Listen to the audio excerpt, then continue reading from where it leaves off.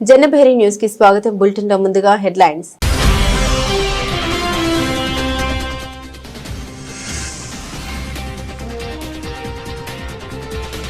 మరో కొత్త వీడియో విడుదల చేసిన నెతన్యాహు తాను ఆరోగ్యంగా ఉన్నానని వెల్లడించిన ఇజ్రాయెల్ ప్రధాని.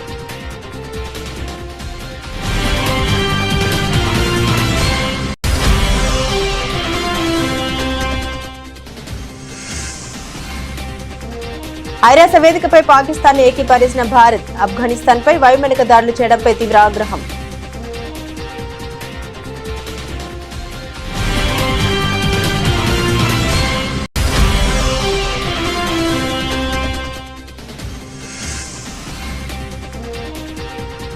దేశంలో వంట గ్యాస్, పెట్రోల్, డీజిల్ కొరత లేదు. కేంద్ర ప్రభుత్వం ప్రకటన.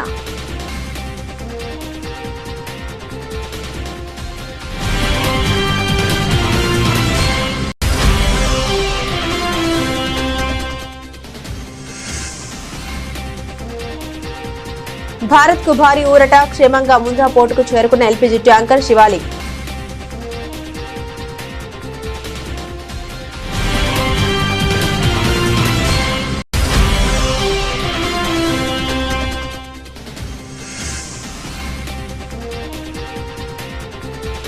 సీఎల్పీ సమావేశంలో ఎమ్మెల్యేలకు సీఎం రేవంత్ రెడ్డి క్లాస్. పలువురు తీరుపై అసహనం.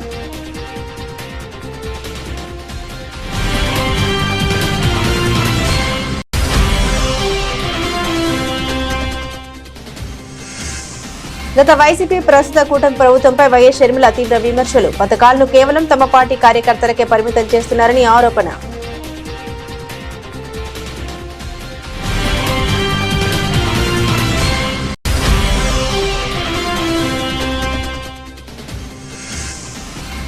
కృష్ణా, గోదావరి జలాల్లో తెలంగాణకు తీవ్ర అన్యాయం. చోద్యం చూస్తున్నారంటూ కాంగ్రెస్ సర్కార్పై మాజీ మంత్రి హరీష్ రావు ధ్వజం.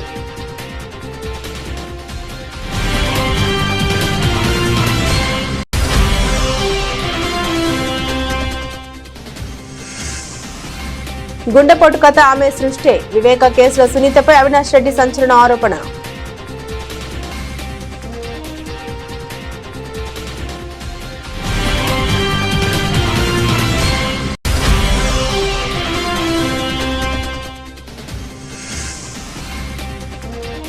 అసెంబ్లీలో వందే మాతరం రగడ. ఎంఐఎం సభ్యుల బాయ్కాట్. సర్వత్రా విమర్శలు వెల్లువ.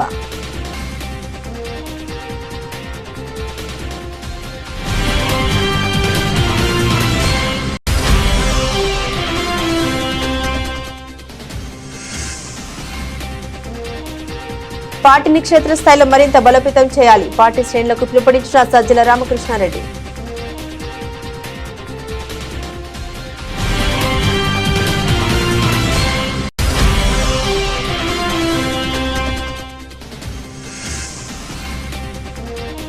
మార్కో టీం నుండి మరో క్రేజీ థ్రిల్లర్. ఆసక్తికరంగా కటాలన్ ఫస్ట్ గ్లిమ్స్.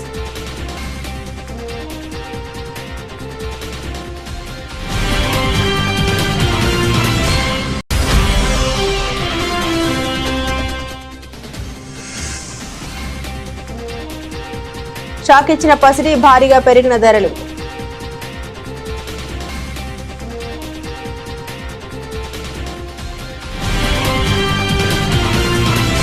ఇజ్రాయెల్ ప్రధానమంత్రి బెంజమిన్ నెతన్యాహు తాజాగా మరో వీడియోను సోషల్ మీడియాలో పోస్టు చేశారు.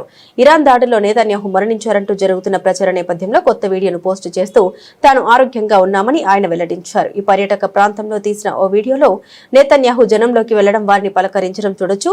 ఇటీవల నెతన్యాహు పోస్టు చేసిన వీడియో ఏఐ సహాయంతో రూపొందించిందని అనుమానాలు వ్యక్తమయ్యాయి.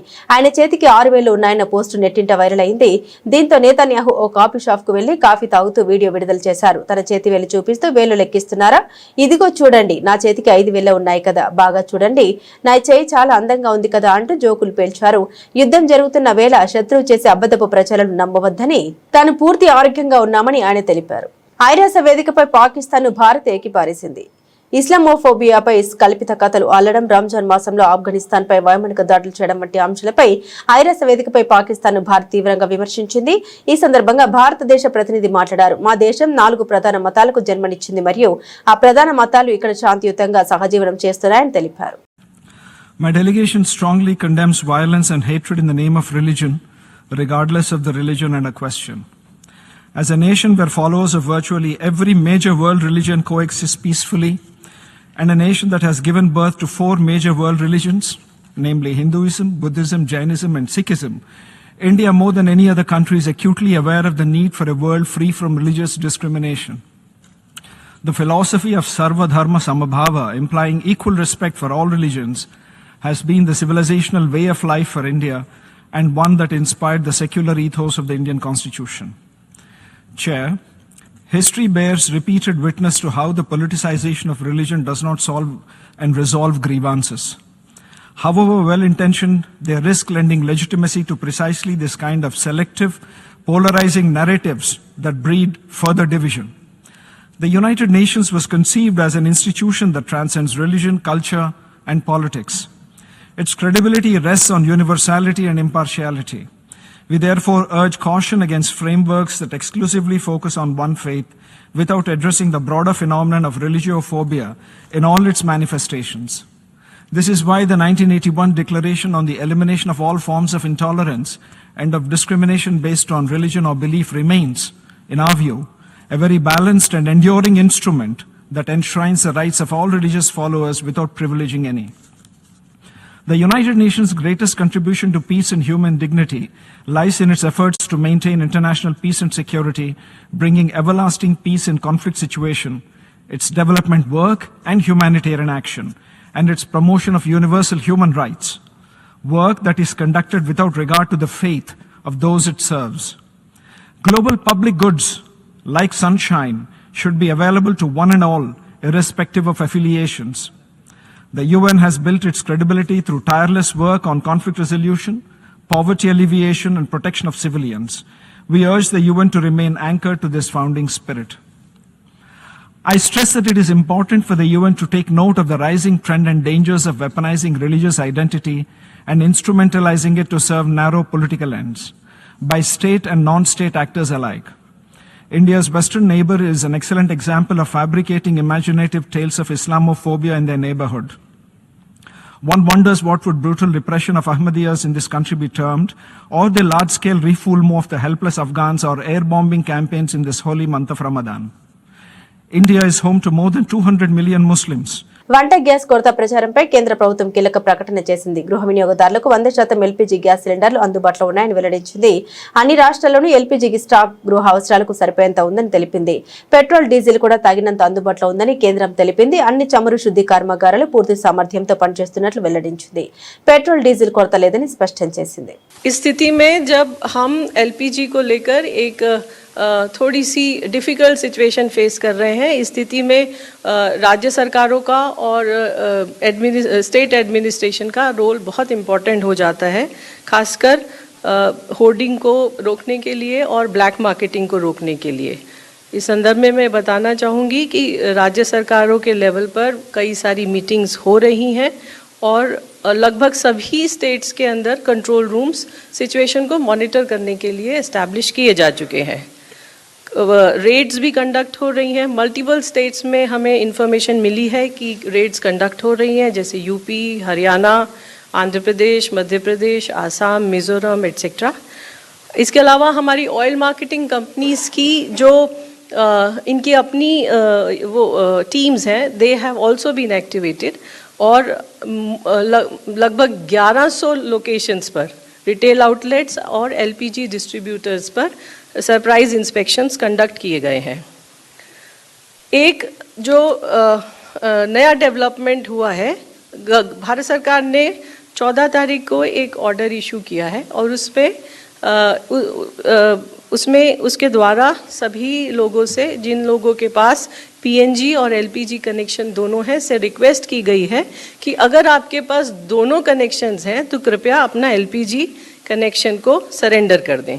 So these are the important development other than what we have been discussing over the last few days. Advisory के बारे में मेरा आप लोगों के माध्यम से I will repeat what I have already said कि ऑनलाइन बुकिंग करें, आपकी डिलीवरी सिलेंडर की डिलीवरी घर पर होगी, डोर डिलीवरी होगी, इसलिए डिस्ट्रीब्यूटर्स के पास जाने की आवश्यकता नहीं है और अपनी ऑयल मार्केटिंग कंपनीज पर विश्वास रखें।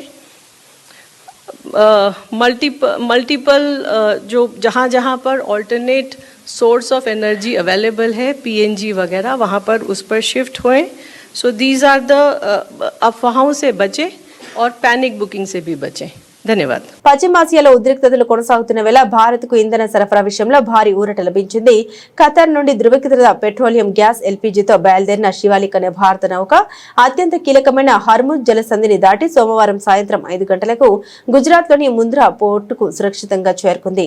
ఈ నౌకలో సుమారు 45,000 మెట్రిక్ టన్నుల ఎల్పీజీ ఉంది. ప్రభుత్వ రంగ సంస్థ అయిన షిప్పింగ్ కార్పొరేషన్ ఆఫ్ ఇండియాకు చెందిన శివాలిక్, నందాదేవి అనే 2 నౌకలు కలిపి మొత్తం 92,700 మెట్రిక్ టన్నుల ఎల్పీజీని భారత్కు తీసుకొస్తున్నాయి.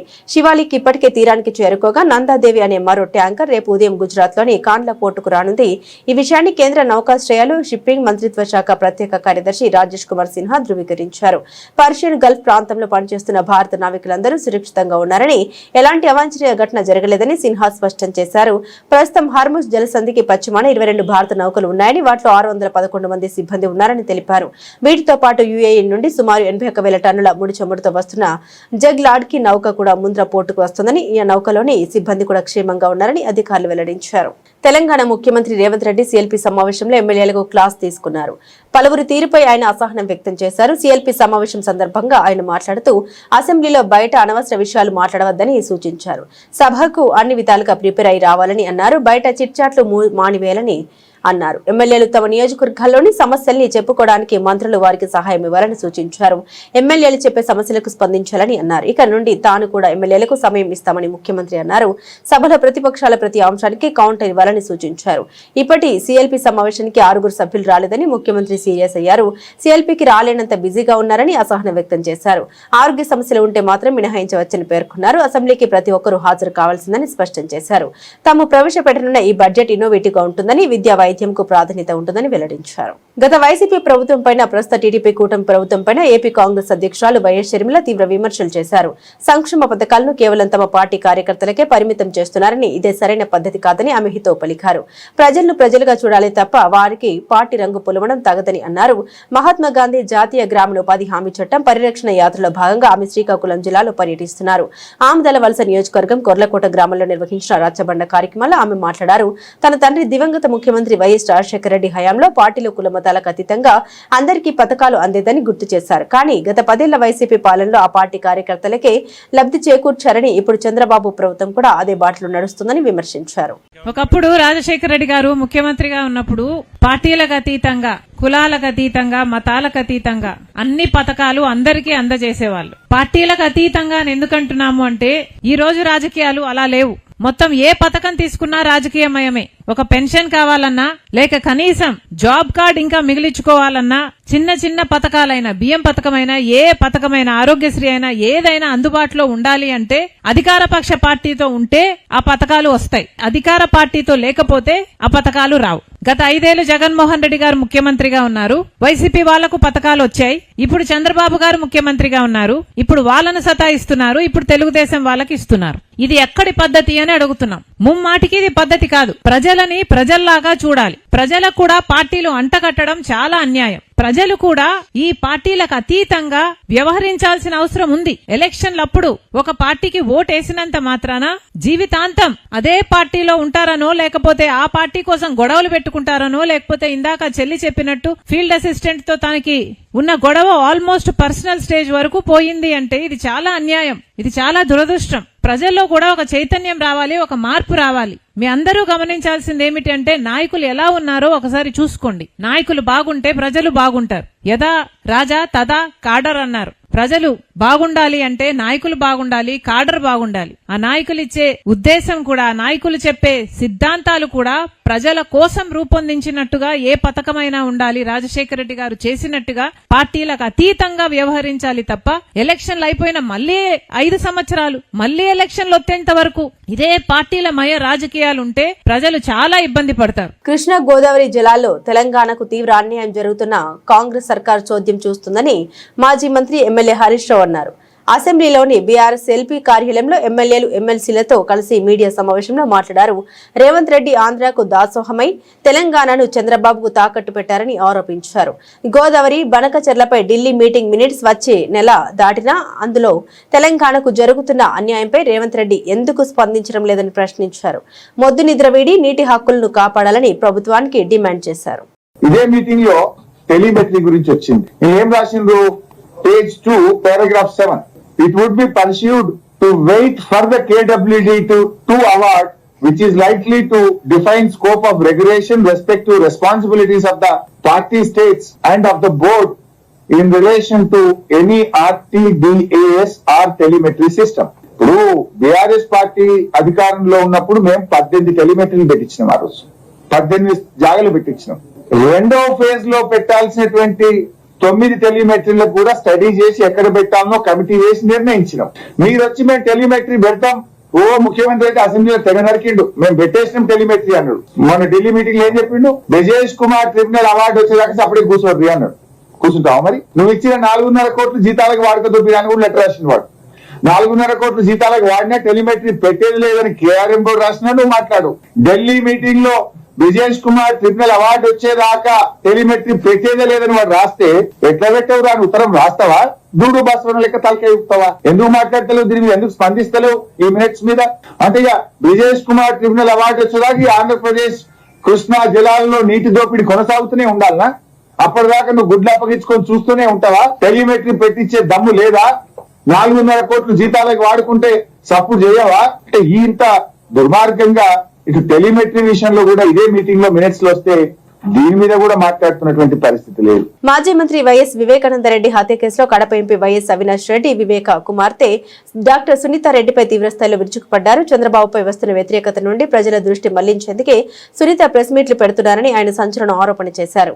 ఈ కేసులో అసలు విచారించాల్సిన కీలక అంశాల్ని పక్కన పెట్టి కేవలం రాజకీయ లబ్ధి కోసమే విచారణ తప్పుదోవ పట్టిస్తున్నారని దుయ్యబట్టారు. సోమవారం ఆయన మీడియాతో మాట్లాడుతూ ఈ కేసుకు సంబంధించి అనేక కీలక విషయాల్ని తన వాదనలో ప్రజల ముందుంచారు.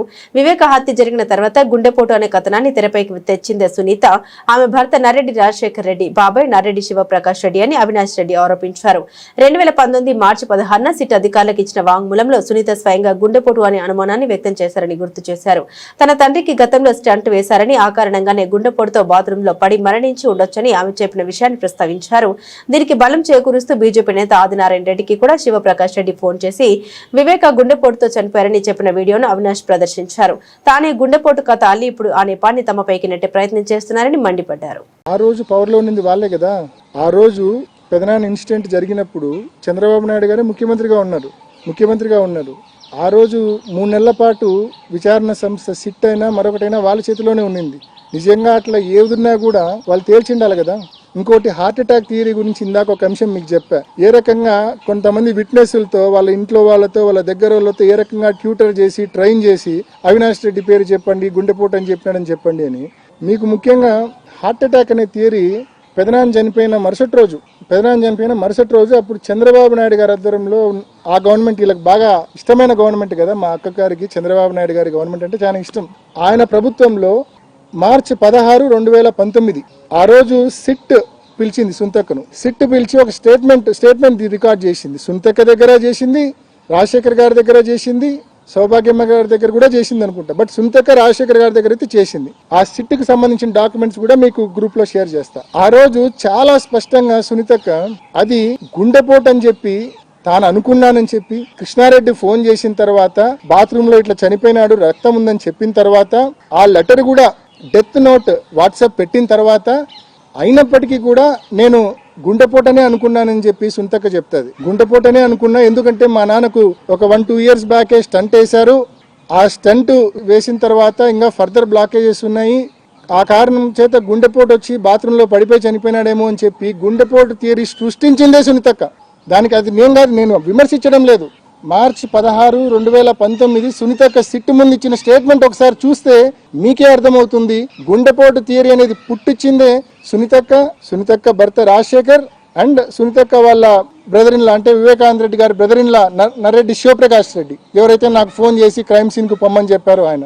ఇదే విషయాన్ని నేను చెప్పడమే కాదు, ఆదినారాయణ రెడ్డి ఉన్నాడు. ఆదినారాయణ రెడ్డి అని బాగా పేరు మోసిన ఒక బీజేపీ ఎమ్మెల్యే ఉన్నాడు. ఆదినారాయణ రెడ్డి అనే వ్యక్తి క్లియర్గా విచారణకు పిలిచినప్పుడు స్పష్టంగా సిట్టు ముందు చెప్తాడు. తెలంగాణ అసెంబ్లీ బడ్జెట్ సమావేశాల తొలి రోజే వందే మాతరం గేయ ఆలాపన వివాదానికి కేంద్ర బిందువైంది. జాతీయ గేయం ఆలాపన జరుగుతున్న సమయంలో ఎంఐఎం సభ్యులు సభను బహిష్కరించడం రాజకీయ దుమారానికి దారితీసింది. అధికారిక కార్యక్రమంలో వందే మాతరం వేదిక ఆలపించాలన్న కేంద్ర ప్రభుత్వ నిబంధన ప్రకారం సోమవారం ఉభయ సభల ప్రారంభంలో జయ జయ హే తెలంగాణ గీతం తర్వాత వందే మాతరం ఆలపించారు. వందే మాతరం ఆలపన మొదలు కాగానే ఎంఐఎం ఎమ్మెల్యేలు ఎమ్మెల్సీలు మౌనంగా సభ నుండి బయటకు వెళ్లిపారు. అయితే యాకుత్పూర్ ఎమ్మెల్యే జాఫర్ హుసేన్, ఎమ్మెల్సీ మీర్జా రియాజుల్ హసన్ ఎఫెంది మాత్రం సభలోనే ఉన్నారు. మరో ఎమ్మెల్సీ మీర్జా అహ్మద్ బేగ్ గేయం పాడుతున్నప్పుడు తన కుర్చీలోనే కూర్చుండిపోయారు. పక్కన ఉన్న బీజేపీ సభ్యులు లేచి నిలబడాలని సూచించగా ఆయన కూడా సభ నుండి బయటకు వెళ్లడం గమనార్హం. తిరిగి జాతీయ గీతం జనగణమన ఆలాపన సమయంలో మజ్లిస్ సభ్యులంతా లోపలికి వచ్చారు. మజ్లిస్ సభ్యుల వైఖరిపై బీజేపీ రాష్ట్ర అధ్యక్షుడు ఎన్ రామచంద్రరావు తీవ్రంగా స్పందించారు. వందే మాత్రం ఆలాపన బహిష్కరించడం హేయమైన చర్య అని, వారి విధేయత ఎవరి పట్ల ఉందో దేశ ప్రజలు గమనిస్తున్నారని విమర్శించారు. పార్లమెంట్లో జై పాలస్తీనా అని నినాదాలు చేసిన విషయాన్ని ప్రజలు మర్చిపోలేదని ఆయన గుర్తు చేశారు. మరోవైపు కేంద్ర మంత్రి బండి సంజయ్ కూడా మజ్లిస్ ఎమ్మెల్యేల తీరుపై మండిపడ్డారు. ఇది భారతమాత ఆత్మకు, జాతీయ గేయానికి జరిగిన అవమానమని, ఇటువంటి చర్యల్ని సిగ్గుచేటని ఆయన వ్యాఖ్యానించారు. గత 15 ఏళ్లుగా వైసీపీ ప్రజల పక్షం నిలబడిందని, ఇప్పుడు 16వ ఏడాదిలోకి అడుగుపెట్టిన తరుణంలో పార్టీని క్షేత్రస్థాయిలో మరింత బలోపేతం చేయాల్సిన అవసరం ఉందని సజ్జల రామకృష్ణారెడ్డి పార్టీ శ్రేణులకు పిలుపునిచ్చారు. జగన్ హయాంలో జరిగిన సంక్షేమ పథకాలను ప్రజలకు మరోసారి గుర్తు చేయాలని, అదే సమయంలో ప్రస్తుత కూటమి ప్రభుత్వం చేస్తున్న మోసపూరిత విధానాలను ప్రజల్లోకి బలంగా తీసుకెళ్లాలని సూచించారు. తాడేపల్లిలోని కేంద్ర కార్యాలయంలో జరిగిన నియోజకవర్గ పరిశీలకుల సమావేశంలో ఆయన మాట్లాడారు. కూటమి ప్రభుత్వ వైఫల్యాన్ని ఎండగట్టాలని అన్నారు. ముఖ్యంగా టీడీపీ సాగిస్తున్నప్పుడు తప్పుడు ప్రచారాన్ని వాస్తవాలతో తిప్పికొట్టాలని సజ్జల తెలిపారు. బూత్ స్థాయి నుండి పార్టీ నిర్మాణాన్ని పటిష్టం చేయాలని దిశానిర్దేశం చేశారు. ఓటర్ల జాబితా సవరణ విషయంలో కార్యకర్తలు అప్రమత్తంగా ఉండాలని ఆయన హెచ్చరించారు. వైఎస్ఆర్ కాంగ్రెస్ పార్టీ 15 ఏళ్లలో దాదాపు ఒక 50-60 ఏళ్ళు ఉన్న పార్టీ కూడా సాధించలేని లక్ష్యాలు సాధించడమే కాదు, ప్రభుత్వ పరంగా జగన్మోహన్ రెడ్డి గారి నాయకత్వంలో ఒక రాజకీయ పార్టీగా కూడా, ఓ రాజకీయ పార్టీ ప్రజాస్వామ్యంలో ఎట్లుండాలనే దానికి కూడా ఆ రోజు నుంచి ఈ రోజు వరకు వాటిని తూచా తప్పకుండా తాను పాటించడమే కాకుండా ఈ పార్టీతో కూడా పార్టీ నాయకులు కూడా పాటించేట్టు, పార్టీ ఆ లైన్లోనే నడిచేట్టు డ్రైవ్ చేస్తూ వచ్చారు, దిశానిర్దేశం చేశారు. అందరం ఆ లైన్లోనే పోతున్నాం. ప్రజాస్వామ్య వ్యవస్థలో ప్రజల అభిప్రాయంకి తగినట్టు ప్రభుత్వాలు ఎట్లా నడవాలి అని ఏమేమైతే వాళ్ళు ఆలోచించారో, ఆశించారో వాటికి తగినట్టే 100కు 100% చిన్నపాటి, అది ఎంత కఠిన పరీక్ష అయినా సరే ఆ ప్రాసెస్లో మనం ఎన్ని పార్టీ పరంగా నష్టపోవాల్సి వచ్చినా సరే తట్టుకొని మాత్రం దాన్ని ఫాలో అవుతూ వచ్చింది మన పార్టీ, మన నాయకుడు. అందుకే ఈరోజు అంత మనం 5 ఏళ్లలోనే ఒక చరిత్ర సృష్టించగలిగాం. దేనికైనా ఎస్ మేము రెడీగా ఉన్నామనే కార్యకర్తలు, అలాగే ఏ బాధ్యత అయినా తీసుకుంటామనడానికి కింది స్థాయి గ్రాస్ రూట్స్ నుంచి నాయకులు తయారవుతున్నారు. కోఆర్డినేటర్కి కేంద్ర బిందువుగా, అంటే అసెంబ్లీ నియోజకవర్గ అభ్యర్థి కావచ్చు, కోఆర్డినేటర్ కావచ్చు, అనుసంధానమై పైకి నడుస్తుంది. ఇప్పుడు దాన్ని కింది వరకు గ్రాస్ రూట్స్లో బాగా స్ట్రెంథెన్ చేసి బలోపేతం చేసి యాక్టివిటీ కూడా దానికి పూర్తిగా క్రియేట్ చేసి పార్టీ మొత్తం అనుబంధ విభాగాల రూపంలో ప్రధాన పార్టీగా గల, అలాగే కింది వరకు అన్ని యూనిట్లలో కూడా ఎక్కడికక్కడ దానంతటది. మలయాళ star hero Antony Verghese Pepe కథానాయకుడిగా నటిస్తున్న సరికొత్త యాక్షన్ థ్రిల్లర్ కటాలన్ మార్కో వంటి భారీ యాక్షన్ సినిమాను అందించిన క్యూబ్స్ ఎంటర్టైన్మెంట్ సినిమాను నిర్మిస్తుండగా పాల్ జార్జ్ దర్శకత్వం వహిస్తున్నాడు. తాజాగా ఈ సినిమా నుండి ఫస్ట్ గ్లిమ్స్ ను విడుదల చేసింది చిత్ర యూనిట్. ఈ సినిమాలో ఆంటనీ వర్గీస్ ఏనుగు దంతాలు అక్రమ రవాణా చేసే స్మగ్లర్ గా కనిపించబోతున్నాడు. ఇందులో మన టాలీవుడ్ నటుడు సునీల్ మరియు వెటాయన్ ఫేమ్ దుచారా విజయన్ కీలక పాత్రలో నటిస్తుండడం విశేషం. ఈ చిత్రం సమ్మర్ కానుకగా మే నెలలో ప్రేక్షకుల ముందుకు రాబోతుంది. సామాన్యులకు బంగారం అందని ద్రాక్షలుగా మారుతుంది. గత కొన్ని రోజులుగా స్థిరంగా ఉన్న పసిడి ధరలు ఒక్కసారిగా రాకెట్ల దూసుకెళ్తున్నాయి. మంగళవారం MCX మార్కెట్ ప్రారంభం కావడమే భారీ లాభాలతో మొదలైంది. ఏప్రిల్ గోల్డ్ కాంట్రాక్టులు 0.5% పైగా పెరిగి 1,56,740 మార్కును తాకాయి. వెండి పరిస్థితి కూడా అలాగే ఉంది. ఏకంగా 1% లాభపడి కిలో వెండి ధర 2,59,569 వద్ద ట్రేడ్ అవుతుంది. బంగారం ధరలు ఈ స్థాయిలో పెరగడానికి ప్రధానంగా 3 అంతర్జాతీయ కారణాలు కనిపిస్తున్నాయి. పశ్చిమాసియాలో అమెరికా, ఇరాన్ మధ్య కొనసాగుతున్న భీకర యుద్ధం ప్రపంచ మార్కెట్లను కుదిపేస్తుంది. యుద్ధం ఎప్పుడు ముగుస్తుందో తెలియని అనిశ్చితి నెలకొనడంతో ముదుపర్లు స్టాక్ మార్కెట్ల నుండి పెట్టుబడుల్ని ఉపసంహరించుకుని బంగారంలో పెడుతున్నారు. ప్రస్తుతానికి అంతర్జాతీయ మార్కెట్లో స్పాట్ గోల్డ్ ధర ఔన్స్ కు $5,000 మార్కును దాటేసింది. ఇదే ధోరణి కొనసాగితే గనక దేశీయ మార్కెట్లో త్వరలోనే 10 గ్రాముల బంగారం ధర 1,60,000 మార్కును చేరిన ఆశ్చర్యపోనక్కర్లేదని విశ్లేషకులు అంచనా వేస్తున్నారు. బులెటిన్ ముగించే ముందు హెడ్లైన్స్ మరోసారి.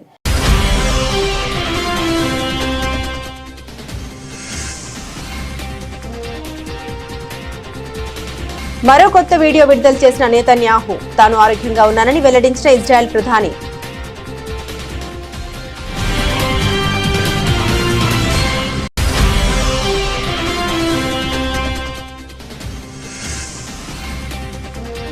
ఐరాస వేదికపై పాకిస్తాన్ ఏకీభవించిన భారత్. ఆఫ్ఘనిస్తాన్ పై వైమానిక దాడులు చేయడంపై తీవ్ర ఆగ్రహం.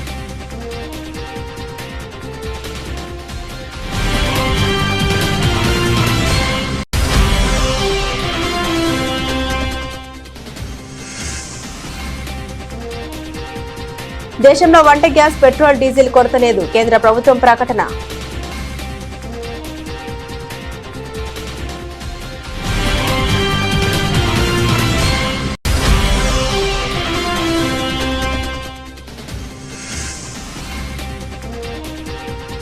భారత్ కు భారీ ఊరట. క్షేమంగా ముంజా పోర్టుకు చేరుకున్న LPG ట్యాంకర్ శివాలిక్.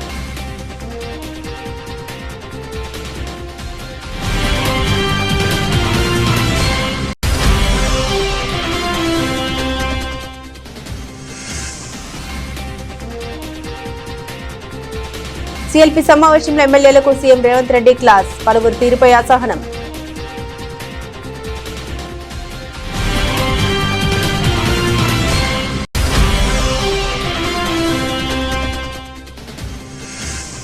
గత వైసీపీ ప్రస్తుత కూటమి ప్రభుత్వంపై వైఎస్ షర్మిల తీవ్ర విమర్శలు. పథకాలను కేవలం తమ పార్టీ కార్యకర్తలకే పరిమితం చేస్తున్నారని ఆరోపణ.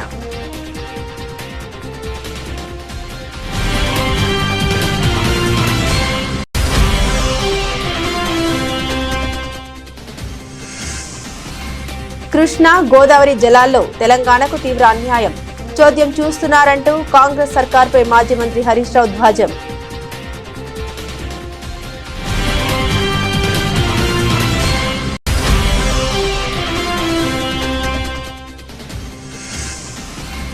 గుండెపోటు కథ ఆమె సృష్టే. వివేక కేసులో సునీతపై అవినాష్ రెడ్డి సంచలన ఆరోపణ.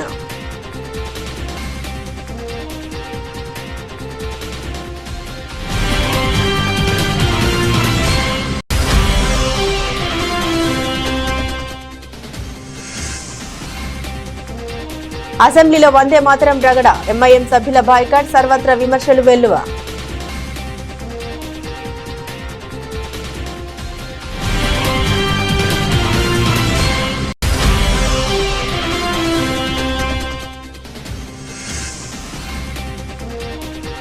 పార్టీని క్షేత్రస్థాయిలో మరింత బలోపేతం చేయాలి. పార్టీ శ్రేణులకు పిలుపునిచ్చిన సజ్జల రామకృష్ణారెడ్డి.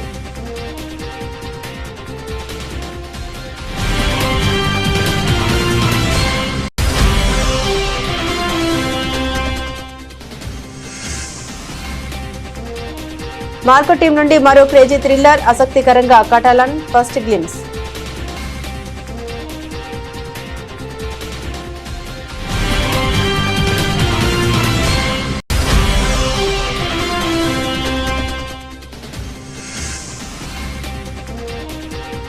షాక్ ఇచ్చిన పసిడి. భారీగా పెరిగిన ధరలు.